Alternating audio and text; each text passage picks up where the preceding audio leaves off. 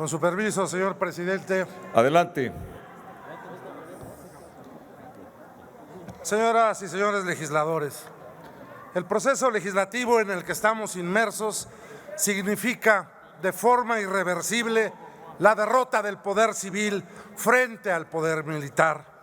En México, la lucha por encontrar los mecanismos que permitieran que los militares dejaran de ser el centro de las decisiones políticas y accedieran a trasladar el poder al mundo civil significó una de las luchas más cruentas y violentas de nuestra historia. Después de la Revolución Mexicana, el proceso de civilización del poder público y el control político civil sobre las Fuerzas Armadas, que ya era parte del diseño constitucional, no se logró sino hasta mediados del siglo XX. Durante esos años y hasta finales de siglo, las Fuerzas Armadas construyeron un modelo de institución al servicio de los intereses de la patria, que además, gracias a su disciplina y sobre todo a su lealtad, fueron pieza fundamental de la estabilidad política de que gozamos los mexicanos, incluso en momentos tan delicados como los postelectorales de alto conflicto que vivimos en el siglo pasado.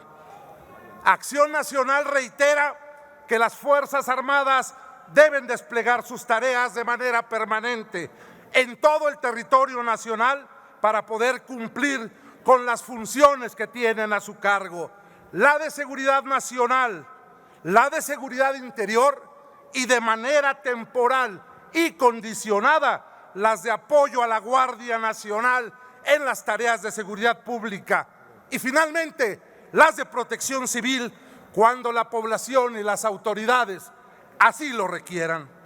El PAN sostiene, eso sí, que ese despliegue que llevan a cabo las Fuerzas Armadas se haga con estricto apego a la Constitución y a los tratados internacionales de derechos humanos suscritos por nuestro país, tal y como ambos órdenes normativos han sido interpretados por la Suprema Corte de Justicia de la Nación.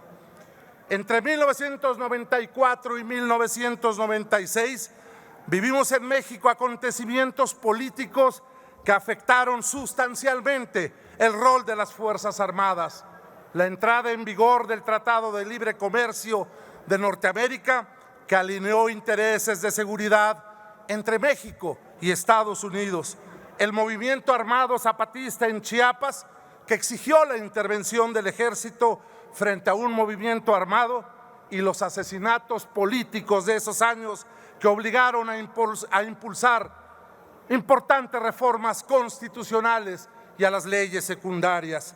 Entre ellas, la Ley del Sistema Nacional de Seguridad Pública, que dio origen a la acción de inconstitucionalidad 196, que resolvió que las Fuerzas Armadas pueden intervenir en tareas de seguridad pública, pero siempre con el carácter de auxiliar de las autoridades civiles y bajo un mando civil. Por cierto, uno de los que firmó esa acción de inconstitucionalidad hoy forma parte de la mayoría indolente, como el segundo de a bordo de ustedes y de muchos de ustedes ahora. Los gobiernos anteriores no estuvieron sujetos al marco jurídico de un artículo transitorio constitucional para fundar la actuación de las Fuerzas Armadas. Contaron con las facultades constitucionales propias de la seguridad nacional y de la seguridad interior. Y aunque las facultades de los presidentes anteriores eran más amplias, nunca plantearon que los efectivos de las Fuerzas Armadas fueran los primeros respondientes ante la ciudadanía, como tampoco los obligaron a cumplir de manera permanente funciones de seguridad pública. La resolución de la acción de inconstitucionalidad comentada abrió la puerta a la intervención de las Fuerzas Armadas en tareas ordinarias de seguridad pública desde 1996.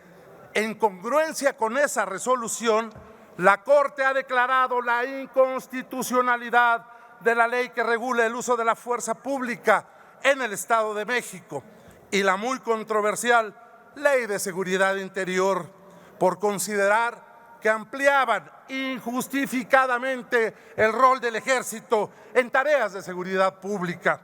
La Corte Interamericana de Derechos Humanos, al resolver un doloroso caso en contra de México, enfatizó la excepcionalidad de la participación del Ejército en tareas de seguridad y delimitó las características de esa intervención, exigiendo que fuese extraordinaria, subordinada, complementaria, regulada y fiscalizada.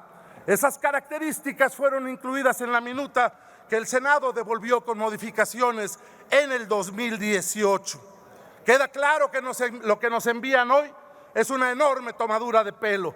Desde la reforma constitucional del 18 quedaron establecidas todas las condiciones de limitación y vigilancia que tendría la intervención del Ejército en tareas de seguridad pública. Por ello, se incluyeron en el transitorio los criterios de la Corte y de la Corte Interamericana al enfatizar la excepcionalidad de la participación del Ejército en tareas de seguridad pública. Están manipulando, engañando y siendo omisos en las definiciones de los criterios de la Corte que están en el transitorio. No eran necesarias esas modificaciones que solo sirven para justificar el cambio de opinión de distintos actores políticos y quizá les sirvan más para garantizar la impunidad. Este poder no ha sido capaz de supervisar y vigilar el uso que el presidente hace de la Fuerza Armada por la indolencia de la bancada mayoritaria.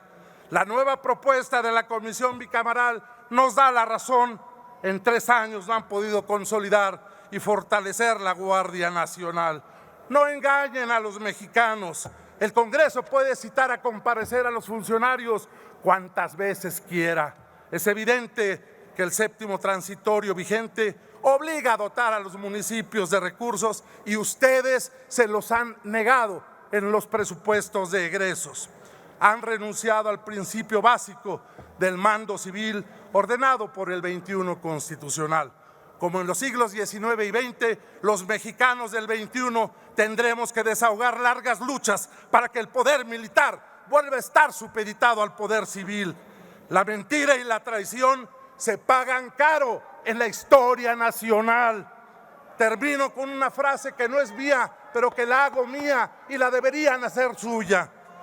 Carlos Bravo dijo: no tengo memoria de una victoria parlamentaria de semejante trascendencia, tan carente de argumentos, tan desprovista de evidencia, tan ajena al despropósito de hacerse cargo del que desde hace tiempo es el principal problema que enfrenta México, la violencia. Gracias, presidente. Gracias por su intervención.